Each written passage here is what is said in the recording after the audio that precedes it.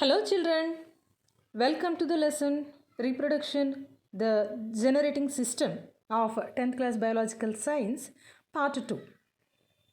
మరి మీ అందరికి కూడా ప్రత్యుత్పత్తి పునరుత్పాదక వ్యవస్థ 10వ తరగతి పాఠ్యాంశంలోని రెండవ భాగం సెషన్లోకి అందరికి కూడా స్వాగతం.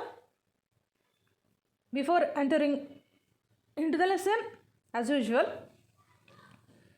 we have to recall the content that was discussed in the previous session. So ఇంతకుముందు సెషన్లో మనం చర్చించుకున్న డిస్కస్ చేసినటువంటి విషయాలను గురించి మనం ఇప్పుడు ఒకసారి గుర్తు చేసుకుంటాం by these questions. So now I'm going to ask you some of the questions. Please note down the questions and refer the answers of them and try to recall the content. What are called life processes? జీవన క్రియలు అంటే ఏమిటి? That is the first question. Second question, name some life processes. కొన్ని జీవన క్రియలను పేర్లను తెలుపండి. Third question, what are the favorable conditions for the growth of bacteria and fungi? So bacteria ఫంగైల అభివృద్ధికి ఉపయోగపడే అనుకూల పరిస్థితులు ఏవి? So 30 to 40 degrees centigrade temperature అని మాట్లాడుకున్నాము. అట్లనే మాయిశ్చర్ కూడా బ్యాక్టీరియా ఫంగై యొక్క అభివృద్ధికి ఉపయోగపడే అనుకూల పరిస్థితులు. Next question, what are the 2 types of reproduction undergo in organisms? Okay. Fifth question, define binary fission. ద్విధా విచ్ఛిత్తిని నిర్వచించండి. Sixth question, which mode of asexual reproduction is undergone by unicellular organisms when they are in unfavorable conditions? అననుకూల పరిస్థితులలో ఏకకణ జీవులు ఏ రకమైన అలైంగిక ప్రత్యుత్పత్తి విధానమును అవలంబిస్తాయి? So this is the last question regarding the content that you learned from the first part. So ఏ రకమైనటువంటి అలైంగిక ప్రత్యుత్పత్తి విధానమును అవలంబిస్తాయి యూనిసెల్యులర్ ఆర్గానిజమ్స్ అని కనుక చూసినట్లయితే, so we have seen about multiple fission, right? బహుదా విచ్ఛిత్తిని గురించి మనము మాట్లాడుకొని ఉన్నాం ఇంతకుముందు సెషన్లో. So unicellular organisms like amoeba, it undergoes multiple fission. So within the amoeba cell, nucleus it divides into numerous in number, and each nucleus will absorb some of the cytoplasmic content and form a daughter cell. So ఆ విధంగా numerous number of daughter cells are appeared within the amoeba cell.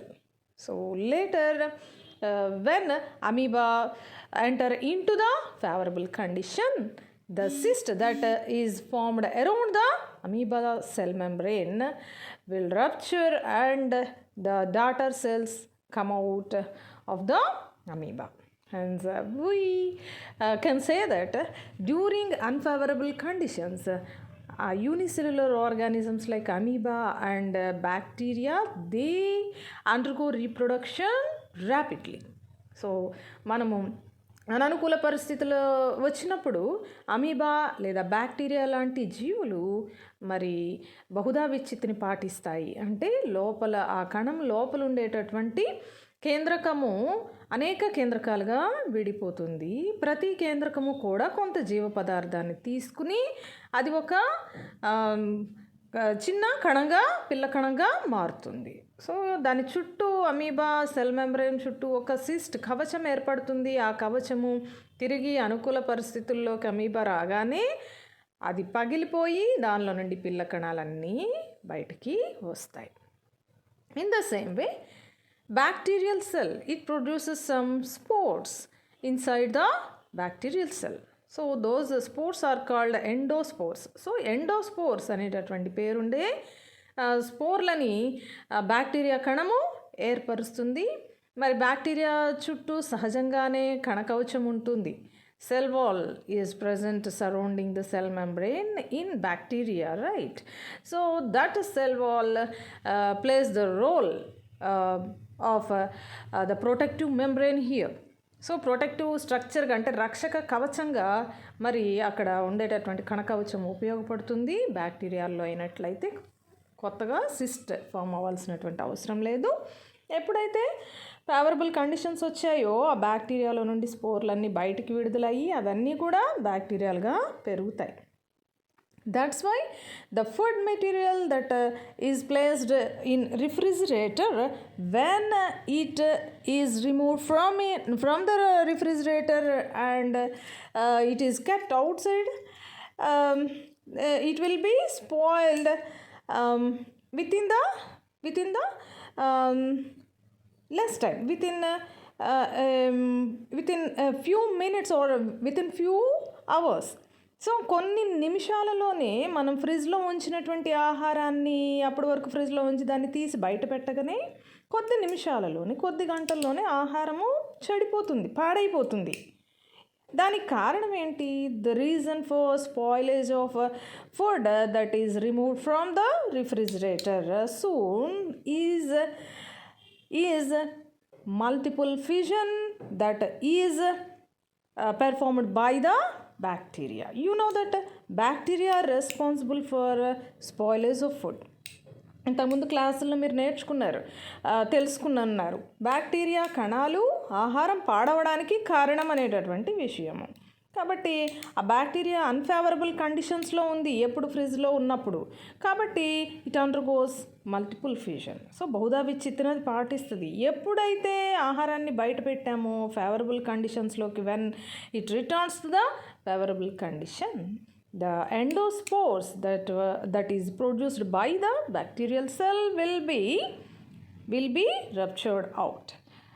So will be rushed out by rupturing the cell wall, and those begin to spoil the food. So generally these endospores are numerous in number. That's why the food gets spoiled very soon. So అదనమాట కారణం. కాబట్టి bacteria కణము ఫ్రిడ్జ్లో ఉన్నంతసేపు బహుదా విచ్చిత్తిని పాటిస్తూ ఉంటుంది. మరి ఎప్పుడైతే ఫుడ్ని బయట పెట్టామో దానిలో ఉన్నటువంటి స్పోర్లన్నీ బయటకు విడుదలై బ్యాక్టీరియాలుగా మారి అవి ఆహారాన్ని చాలా తొందరగా పాడు చేస్తాయి అన్నమాట. అర్థమవుతుందా? కాబట్టి ఫాస్ట్గా మరి కణాల సంఖ్య పెరగాలి అంటే అవి ఏం చేస్తాయి? బహుదా విచ్చిత్తిని పాటిస్తాయి. Right. What about paramecium? Paramecium అయినట్లయితే during its unfavourable conditions it undergo conjugation. It is a mode of sexual reproduction. So సంయుగ్మము అనేటటువంటి పద్ధతిని అది పాటిస్తుంది పారామీషియం అయినట్లయితే. ఆ సంయుగ్మం అనేటటువంటి పద్ధతి ఒక రకమైన లైంగిక ప్రత్యుత్పత్తి విధానం అన్నమాట. Next coming to the mode of sexual reproduction that is budding, కోరకీ భవనము. రెండవ మరి అలైంగిక ప్రత్యుత్పత్తి విధానంలోకి వచ్చేసాం మనం. దట్ ఈస్ బడ్డింగ్, కోరకీ భవనము. A growth on the body as a bud that grows to form nearly identical copy of parent. So జీవి శరీరం నుండి ఏర్పడే మొగ్గల వంటి నిర్మాణములు, వాటినే మనం ఏమంటాము? బర్డ్స్ అంటాం. So the growth of the body that appears is known as a bud. So ఒక చిన్న నిర్మాణము జీవి శరీరం నుండి ఏర్పడుతుంది, దానినే మనం కోరకము అని అంటాం అన్నమాట. So the bud arises and it grows to form the identical copy of the parent. So ఏదైతే ఒక మొగ్గ జీవి శరీరం నుండి ఏర్పడుతుందో అది పెరిగి it grows and develops in to the identical copy of the parent. తల్లి జీవిని పోలినటువంటి మరొక జీవిగా అది మారుతుంది. ఈ విధానాన్ని మనం ఏమంటాము? బడ్డింగ్ లేదా కోరకీ భవనము అని అంటాం. ఎస్. ఆఫ్టర్ కంప్లీట్లీ గ్రోన్, పూర్తిగా పెరిగిన తర్వాత ఆ బర్డ్ ఏమవుతుంది? It get separate from the parent and live as an individual organism. So అది బాగా పెరుగుతుంది. పెరిగిన తర్వాత తల్లి జీవి నుండి విడిపోయి అది వేరే జీవిగా, అదొక వైయక్తిక జీవిగా పెరగటం ప్రారంభిస్తుంది. So whole process is known as budding. So a bud arises from the parent's body and it grows. It develops all the body parts just like its parent. When it is completely grown, the bud separates from the parent body and grows as an individual organism. This process is known as what is it called? Budding. So తల్లి జీవి శరీరం నుండి ఒక చిన్న మొగ్గ వంటి నిర్మాణం ఏర్పడి అది పూర్తిగా పెరిగి అన్ని శరీర భాగాల్ని తల్లిలాగానే ఏర్పరచుకుని పూర్తిగా పెరిగిన తర్వాత తల్లి జీవి శరీరం నుండి విడిపోయి అది వైయక్తిక జీవిగా పెరగడం, ఈ విధానం మొత్తాన్ని మనం కోరకీభవనము అంటాం. ఏ జీవిలో కనిపిస్తుంది ఇది? The examples for organisms showing budding are yeast, hydra. So yeast కణాలలోను హైడ్రా జీవిలోను మనము కోరకీభవనాన్ని చూపిస్తున్నాం. సో కనిపిస్తూ ఉంటుంది. So you have learned about budding in 8th class, right? So కోరకీభవనం గురించి మీరు ఆల్రెడీ 8వ తరగతిలో నేర్చుకొని ఉన్నారు. You have seen budding process that is conducted in hydra organism hydra. So hydra జీవిలో జరిగేటటువంటి కోరకీభవనం విధానాన్ని మీరు 8వ తరగతిలో నేర్చుకొని ఉన్నారు. Here you are watching the picture that shows the budding in hydra. So ఇక్కడ హైడ్రాలో జరిగేటటువంటి కోరకీభవనం విధానాన్ని మనం గమనిస్తూ ఉన్నాము. If you observe the red indicator that shows the bud, that shows the growth of the bud. So అక్కడ ఎరుపు రంగు లైన్లో కనిపిస్తున్న ఆ మార్క్ కనుక మనం చూసినట్లయితే అది హైడ్రా జీవిలో ఏర్పడినటువంటి కోరకాన్ని సూచిస్తుంది. ఆ కోరకం ఏ విధంగా డెవలప్ అయింది అనేటటువంటి విధానాన్ని కూడా అక్కడ చూపించడం జరుగుతుంది. In the 4th picture if you observe the bud, it gets separate from the parent organism and live as an individual. So ఇది తల్లి జీవి నుండి విడిపోయి ఒక వైయక్తికమైనటువంటి జీవిగా పెరగటం అనేది మొదలుపెట్టింది 4వ పటంలో, right? So I hope that you have understood the process budding. So here the picture shows budding is performed by yeast cells. Those are yeast cells, a type of fungi. ఒక రకమైనటువంటి శిలీంధ్రాలు ఇవి, ఈస్ట్ కణాలు అనేవి. ఆ east కణాల్లో జరిగేటటువంటి కోరకీభవనాన్ని చూపిస్తున్నారు ఇక్కడ. ఈ పిక్చర్ చూపిస్తుంది. So you can observe how the bud gross.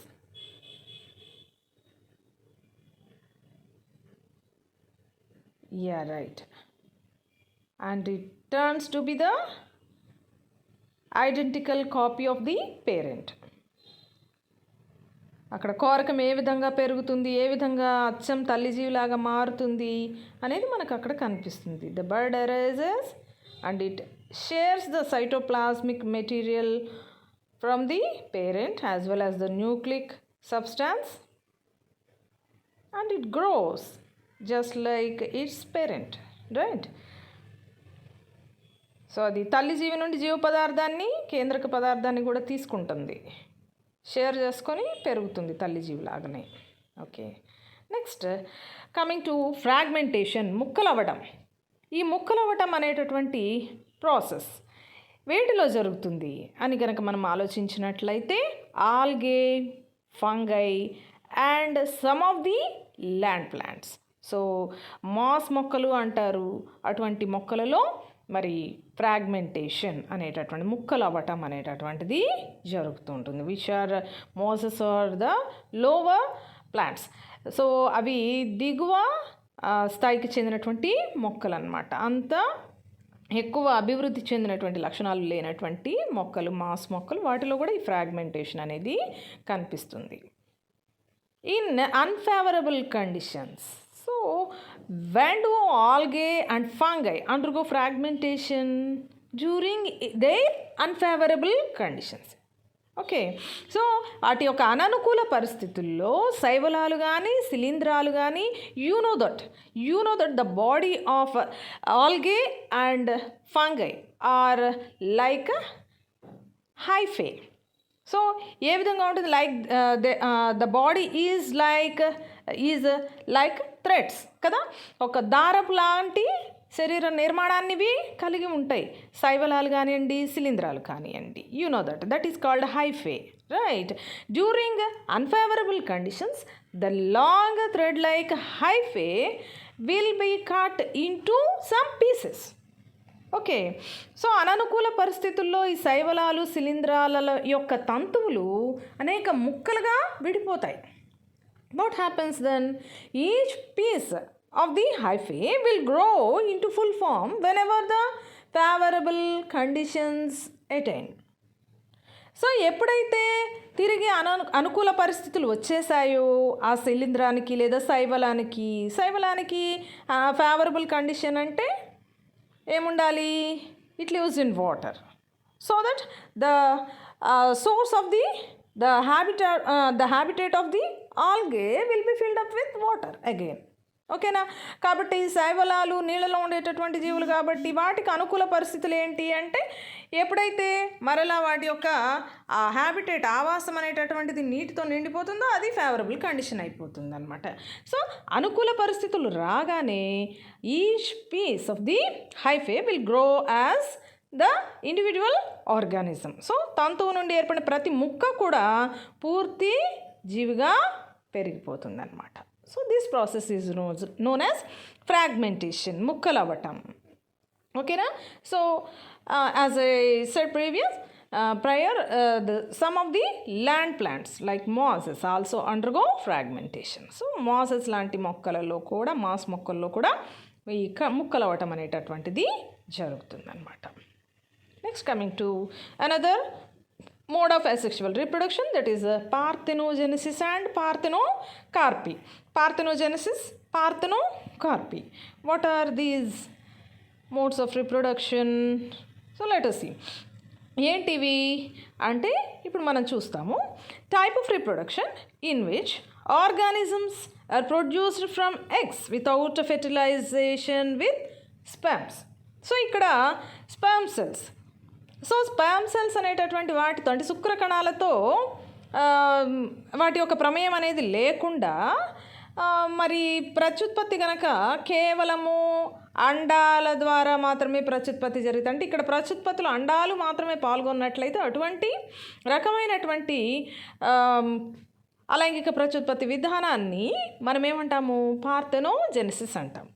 We know that both male and female gametes they take role in the sexual reproduction.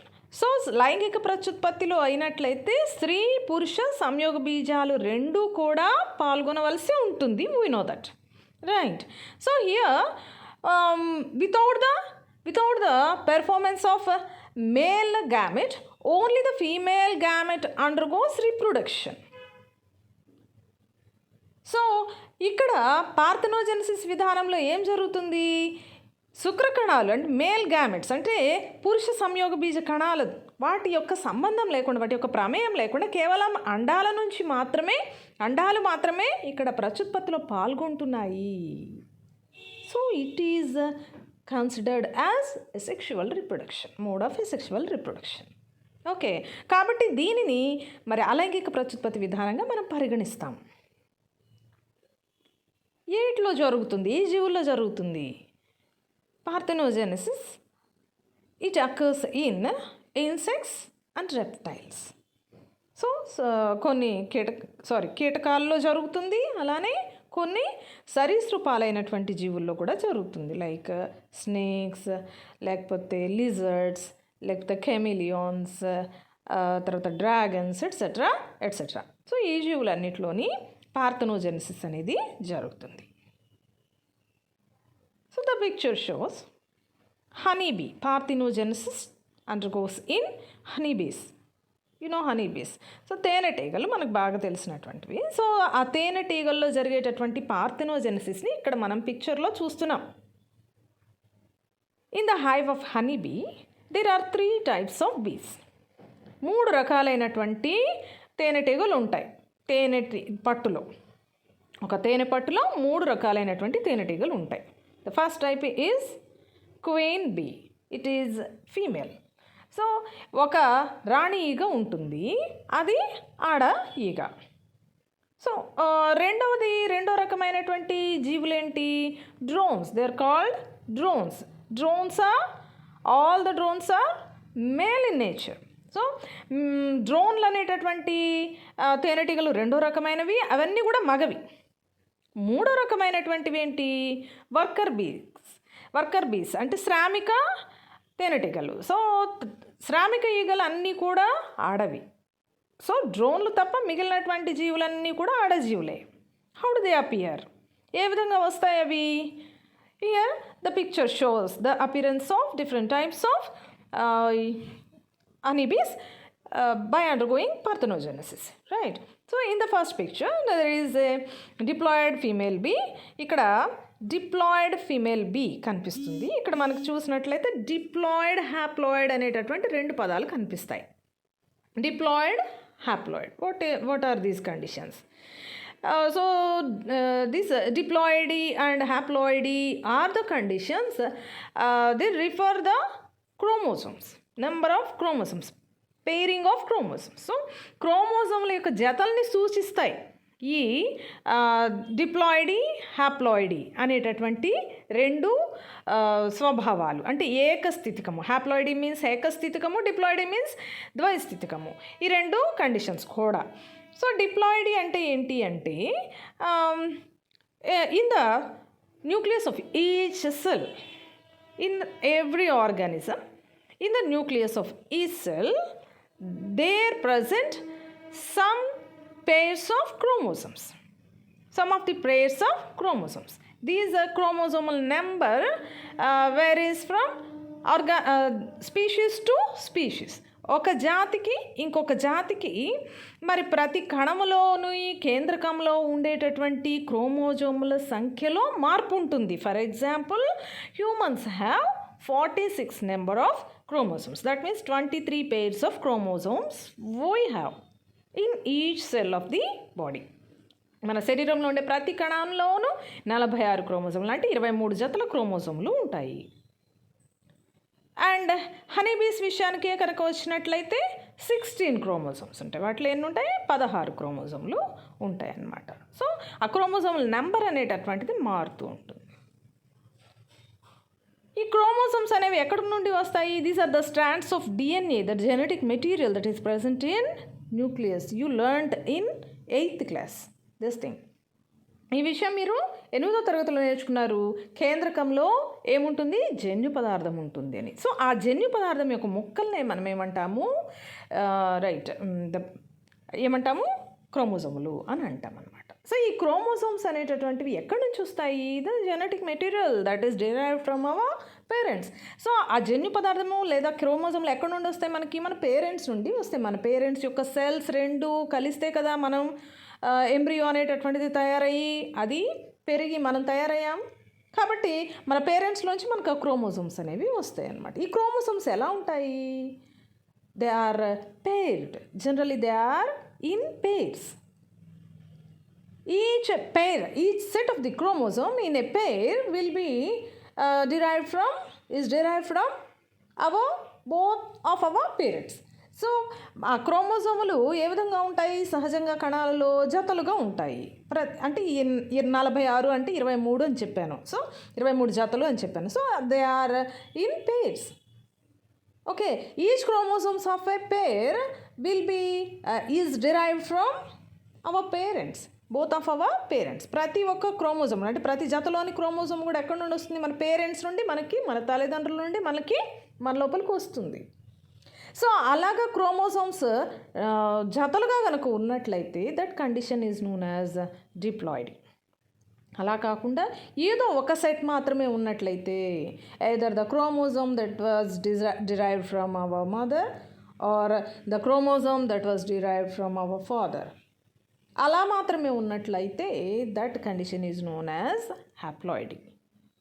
Okay, so ఇక్కడ డిప్లాయిడ్ కండిషన్లో ఉన్నటువంటి ఫీమేల్ బీ ఇది ఏం చేస్తుంది? ఎగ్స్ని డెవలప్ చేస్తుంది. ఈ ఎగ్స్ ఫెర్టిలైజ్ కాకుండా without undergoing any fertilization. Some of the eggs will be developed as daughter developed as daughter bees. So ఆ బీస్ ఎప్పుడు కూడా ఎలాంటివి తయారవుతాయి, అక్కడ మేల్ బీస్ తయారవుతాయి. సో కొన్ని అండాలు, ఈ రాణి ఈగ పెట్టినటువంటి కొన్ని అండాలు ఏమవుతాయి, ఫలదీకరణం అనేది జరుపుకోకుండానే they develop as daughter bees. So పిల్ల తేనెటీగలుగా మారుతాయి. What is its nature? Male nature. So ఏ రకమైనటువంటి స్వభావాన్ని కలిగి ఉంటాయి ఇవి మగ తేనెటీగలుగా ఉంటాయి అన్నమాట.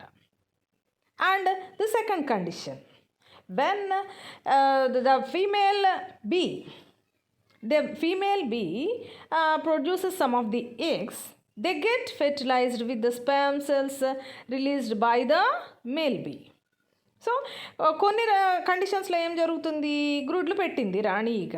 ఈ రాణి ఈగ పెట్టినటువంటి గ్రుడ్లు మగ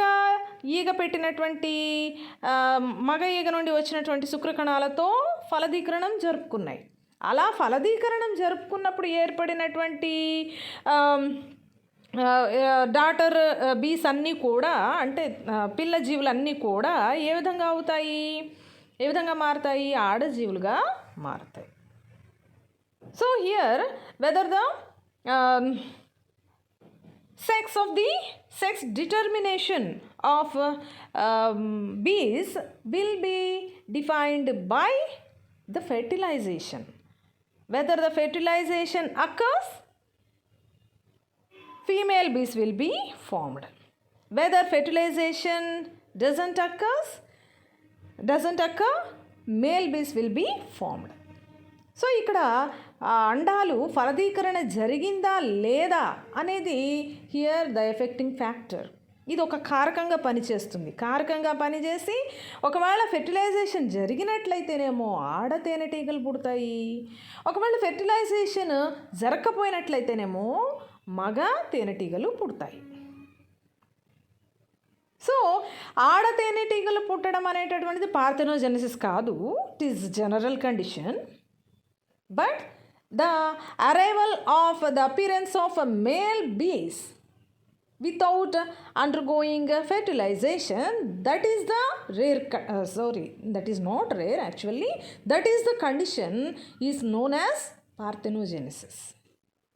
సో హనీబీస్లో పార్థెనోజెనసిస్ అనేది common condition, not it is rare, common condition, కామన్గా జరుగుతూ ఉంటుంది. కొన్ని ఎగ్స్ని ఫీమేల్ బీ వదిలేస్తూ ఉంటుంది, ఫెర్టిలైజ్ చేసుకోకుండా వదిలేస్తూ ఉంటుంది, అవి మేల్ బీస్గా మారిపోతూ ఉంటాయి అన్నమాట.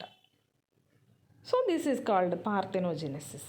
And what is the parthenocarpy? మరి పార్థెనోకార్పీ అంటే ఏమిటి? In plants, production of fruits without producing seeds is known as parthenocarpy. So మొక్కల విషయంలోకి వచ్చేటప్పటికి అదే ఫలదీకరణం అనేది లేకుండా, అంటే విత్తనాలు ఏర్పడకుండా ఫలాలు ఉత్పత్తి అయ్యేటటువంటి విధానాన్నే పార్థెనోకార్పీ అంటారు. So you know that seeds are the sources of reproduction, sexual reproduction, you know that.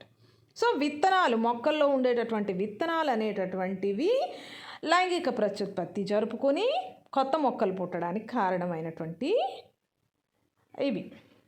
కారణమైనటువంటి విషయాలు సీడ్స్, విత్తనాలు అనేటటువంటివి కదా. Seeds are being produced in fruits. ఎక్కడ పుడతాయి విత్తనాలు అనేటటువంటివి? పండ్లలో, ఫలాలలో పుడతాయి, you know that. So for undergoing sexual reproduction, each plant it undergoes first pollination and then fertilization. మొట్టమొదటిగా ప్రతి మొక్క కూడా during the sexual reproduction process, so లైంగిక ప్రత్యుత్పత్తి విధానంలో మొట్టమొదటిగా పరాగ సంపర్కాన్ని జరుపుకుంటుంది, ఆ తర్వాత ఫలదీకరణ విధానాన్ని జరుపుకుంటుంది, you know that. So first పరాగ సంపర్కం ఎప్పుడైతే జరిగిందో, when pollination is occurred, the pollination stimulates the formation of fruit. ఎప్పుడైతే పరాగ సంపర్కం అనేటటువంటిది జరిగిందో మొక్కలో, వెంటనే ఆ పుష్పంలో ఫలం ఏర్పడేటటువంటి ప్రోగ్రామింగ్ మొదలైపోయింది, జరిగిపోతుంటుంది. కానీ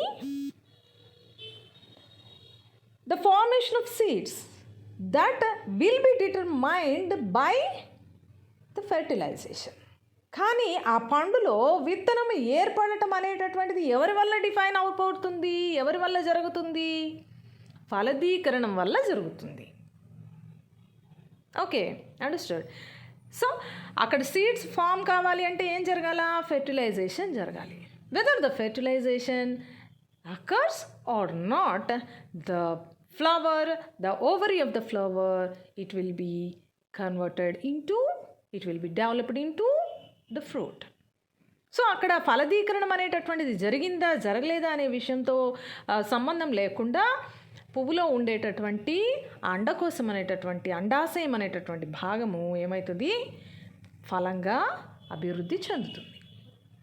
సో అక్కడ ఫెర్టిలైజేషన్, ఫలదీకరణ అనేది జరగకుండా, విత్తనాలు ఏర్పడకుండా పండు గనక ఏర్పడితే ఆ పరిస్థితిని ఏమంటాము? పార్థెనోకార్పీ అంటాం. Without undergoing any fertilization process, the flower develops as fruits. This process is known as parthenocarpy. How does parthenocarpy occur? ఏ విధంగా జరుగుతుంది? పార్థెనోకార్పీ అనేటటువంటిది జనరల్గా న్యాచురల్ కండిషన్స్లోని జరుగుతుంది. అలాగనే న్యాచురల్ కండిషన్స్లోనూ జరుగుతుంది. అలానే ఇండ్యూస్డ్ పార్థెనోకార్పీ అని అంటారు. కృత్రిమమైనటువంటి పార్థెనోకార్పీ కూడా అమల్లో ఉంది. ఏ జీవులలో, ఏ మొక్కలలో జరుగుతుంది? ఏ మొక్కలో కనిపిస్తుంది మనకి పార్థెనోకార్పీ? It happens in banana, papaya, watermelon, pineapple, etc. So you might have seen banana without any seeds, right? You generally see. So మనం సాధారణంగా అరటి పండుని చూస్తుంటాం విత్తనాలు అనేవి అసలు లేకుండా. We know watermelon with a few seeds. మరి వాటర్ మెలాన్స్ ఉంటాయి, పుచ్చకాయలు, వాటిలో కొద్దిగా విత్తనాలు ఉన్నట్లుగా చూస్తాం. అంటే అలానే పాపాయ వితౌట్ సీడ్స్, ఓకే, అలానే పైనాపిల్ వితౌట్ సీడ్స్. సో ఇలాంటి పండ్లన్నిటిలోని విత్తనాలు లేని పండ్లు ఇప్పుడు మనకి అవైలబుల్గా మార్కెట్లో దొరుకుతూ ఉన్నాయి. So here you are watching watermelon without seeds and parthenocarpic guava. Parthenocarpy may occur in plants naturally or on artificial basis. So మనం అనుకున్నాం already. Plants, by inducing with the gibberellins and auxins, we can produce parthenocarpic fruits in artificial method.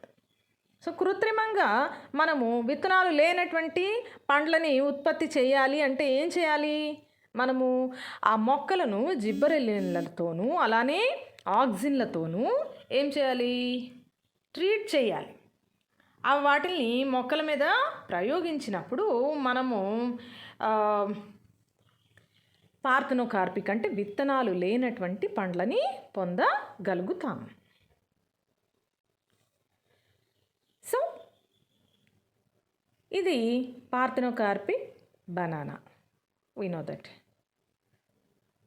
This is the banana with seeds. So this is a wild banana. ఇది వన్యంగా పెరిగేటటువంటి అరటి. ఇక్కడ మనం చూడగలుగుతున్నాము అనేక విత్తనాలు ఉండటం. So we don't like the seeds that are present in the middle of the fruit. Right, ఆ విత్తనాలు ఉండటం అంటే ఆ పండు మధ్యలో విత్తనాలు ఉండటం అనేది మనం సహజంగా ఇష్టపడం. So what is the desirable character we desire in fruits? మనకి కావలసినటువంటి వాంఛిత లక్షణం ఏంటి ఫలాలలో? The fruit should be without seeds. ఆ ఫలాలు అనేటటువంటివి ఏ విధంగా ఉండాలా? విత్తనాలు లేకుండా ఉండాలి. That is the desirable character, మన యొక్క వాంఛిత లక్షణం. దాన్ని ఇండ్యూస్ చేయటం కోసం మనం ఏం చేస్తాము? జిబ్బరెలిన్స్ని, ఆక్సిన్స్ని ఉపయోగించి విత్తనాలు లేని ఫ్రూట్స్ని తయారు చేస్తూ ఉంటాం. వాటర్ మెలోన్, గావా, ఇందాక చూసినటువంటి వాటన్నిటిలోని.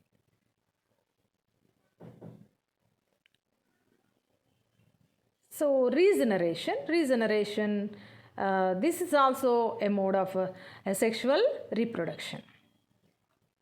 What is regeneration? To acquire accidental lost body parts.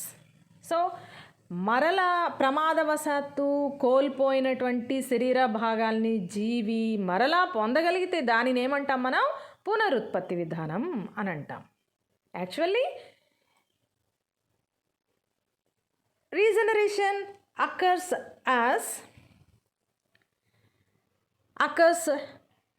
to regain the lost body parts only. జీవులలో పునరుత్పత్తి అనేటటువంటిది ఎందుకు జరుగుతూ ఉంటుంది? కోల్పోయినటువంటి శరీర భాగాల్ని తిరిగి పొందటం కోసం మాత్రమే జరుగుతుంటుంది. But in protozoans, poriferans, Nidarians. So what are these? All these are, some of them are unicellular organisms and some of them are lower organisms. So ఏవైతే దిగువ స్థాయికి చెందినటువంటి జీవులు, ఏకకణ జీవులు ఉన్నాయో వాటిలో మాత్రము the regeneration capacity is extended up to regaining almost all the body parts, almost all the body. So ఈ ప్రోటోజోవన్లు, పొరిఫెరన్లు, నిడేరియన్లు లాంటి దిగువ స్థాయికి చెందినటువంటి జీవుల్లో మాత్రం ఈ పునరుత్పత్తి అనేటటువంటిది ఎంతవరకు విస్తరించి ఉంది? పూర్తి జీవిని పొందేటంత వరకు విస్తరించి ఉంది. Hence regeneration is determined also as mode of asexual reproduction. Actually, it is not a mode of asexual reproduction, but in some of the lower organism, it acts as the process for reproduction, asexual reproduction. Okay, కాబట్టి మామూలుగా అయితే పునరుత్పత్తి అనేటటువంటిది అలైంగిక ప్రత్యుత్పత్తి, అసలు ప్రత్యుత్పత్తి విధానం కాకపోయినప్పటికీ కూడా కొన్ని దిగువ స్థాయి జీవుల్లో పూర్తి జీవి కూడా ఈ రీజనరేషన్ పునరుత్పత్తి ద్వారా ఏర్పడుతుంది. కాబట్టి దీనిని కూడా మనము అలైంగిక ప్రత్యుత్పత్తి విధానంగా పరిగణిస్తూ ఉంటాము. అయితే in higher animals it is confined to very few body parts. పెద్ద జీవుల్లో అయినట్లయితే కొన్ని శరీర భాగాలకు మాత్రమే ఇది పరిమితమై ఉంటుంది. సో కొన్ని రకాలైనటువంటి లైక్ ఆంఫీబియన్స్ ఉన్నాయి, కొన్ని ఉభయచరాలు. అలాంటి ఉభయచరాలైనటువంటి జీవుల్లో అయినట్లయితే కొన్ని శరీర భాగాలు తిరిగి మళ్ళీ పొందుతూ ఉంటాయి ఈ జీవులు. మ్యామల్స్, క్షీరదాల్లోకి వచ్చేటప్పటికి there is no regeneration capacity. మనం మ్యామల్స్లోకి వచ్చేటప్పటికల్లా ఈవెన్ మనం విసి రీజనరేషన్ కెపాసిటీ ఇన్ రెప్టైల్స్, లిజర్డ్స్లో కూడా మనం చూస్తాం. కానీ మ్యామల్స్లోకి క్షీరదాల్లోకి వచ్చేటప్పటికి మాత్రం రీజనరేషన్ లేదు. So here you are watching the regeneration in starfish. ఇది నిజమైనటువంటి వీడియో క్లిప్ కాదు, జస్ట్ ఇది యానిమేషన్. సో అక్కడ స్టార్ ఫిష్ యొక్క ఒక ఆర్మ్ కట్ చేసి తీసేస్తే ఏమవుతుంది?